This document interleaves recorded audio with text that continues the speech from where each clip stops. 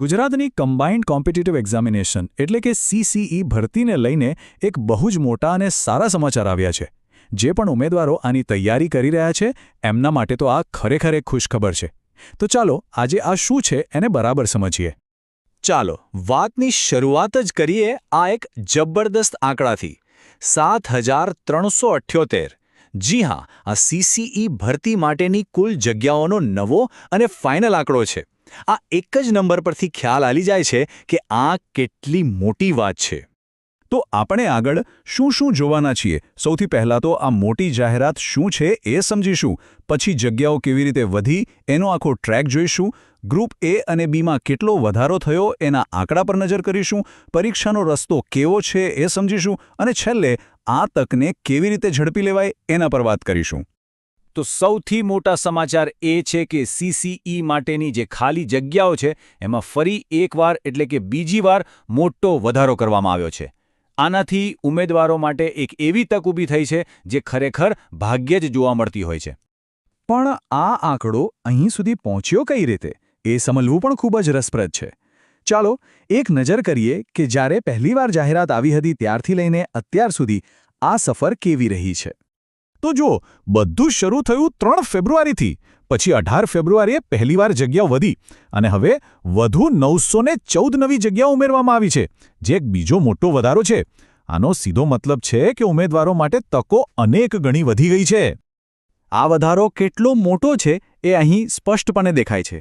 જે ભરતીની શરૂઆત લગભગ 5000 જગ્યાઓથી થઈ હતી એ હવે સીધી 7378 પર પહોંચી ગઈ છે. આ કોઈ નાનો સૂનો ઉછાળો નથી. આ એક જબરદસ્ત જમ્પ છે.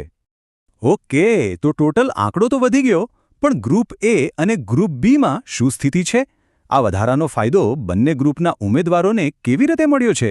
ચાલો હવે એ આંકડાઓને થોડા ઊંડાણથી જોઈએ.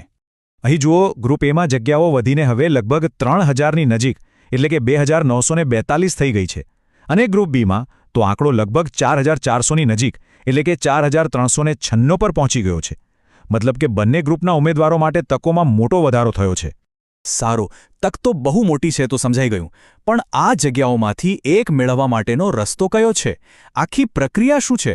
ચાલો હવે પરીક્ષાની પદ્ધતિ પર એકદમ ટૂંકમાં નજર નાખીએ. આખી પ્રક્રિયાના સમજો કે 2 મુખ્ય તબક્કા છે.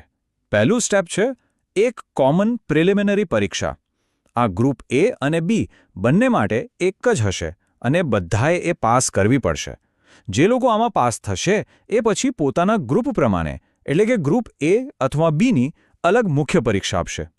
હવે આ જે પ્રિલિમ પરીક્ષા છે એમાં માર્ક્સનું વિભાજન જુઓ.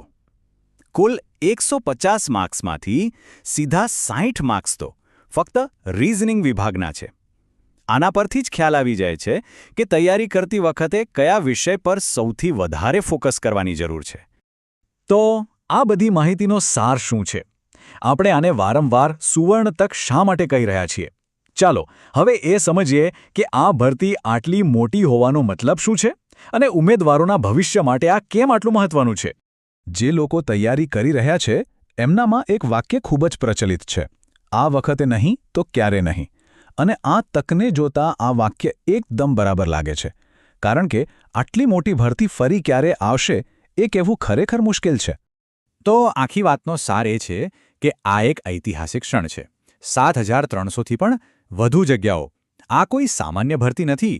જે પણ ઉમેદવાર ગંભીરતાથી તૈયારી કરી રહ્યો છે એમના માટે આ એક એવી તક છે જે કોઈ પણ સંજોગોમાં ચૂકવા જેવી નથી. અને હવે અંતમાં એક સવાલ જે વિચારવા જેવો છે. આટલી મોટી અને અભૂતપૂર્વ તક જ્યારે સામે આવીને ઊભી છે ત્યારે એને હકીકતમાં બદલવા માટેની સાચી રણનીતિ શું હોઈ શકે? આના પર વિચાર કરવો હવે ખૂબ જ જરૂરી છે.